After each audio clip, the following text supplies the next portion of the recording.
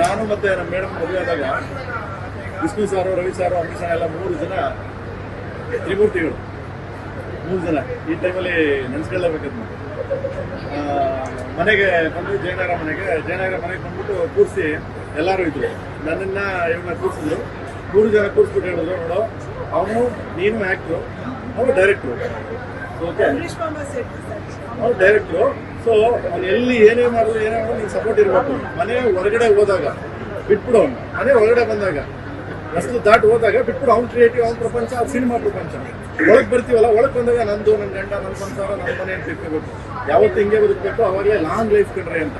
ಅದೇ ಮಾತನ್ನ ಸೇಮ್ ನನ್ನಲ್ಲಿ ಆ 3 ಜನ ತ್ರಿಮೂರ್ತಿಗಳು ಕುತ್ಕೊಂಡು ಹೇಳಿದ ಮಾತನ್ನ, ಅಂಬರೀಷ್, ರವಿ ಸಾರು ಮತ್ತೆ ವಿಷ್ಣು ಸಾರು 3 ಜನ ಹೇಳಿದ ಮಾತನ್ನ ಸೇಮ್ ನಾನು. ಸೊ ಅದನ್ನ ರಿಪೀಟ್ ಮಾಡ್ತೀನಿ ಅವರಿಬ್ಬರಿಗೂ. ಏನಕ್ಕೆ ಅಂದರೆ ಅದೇ ರೀತಿ ಇಬ್ಬರು ಸಂಸಾರ ಮಾಡ್ಕೊಂಡು ಹೋಗ್ಲಿ.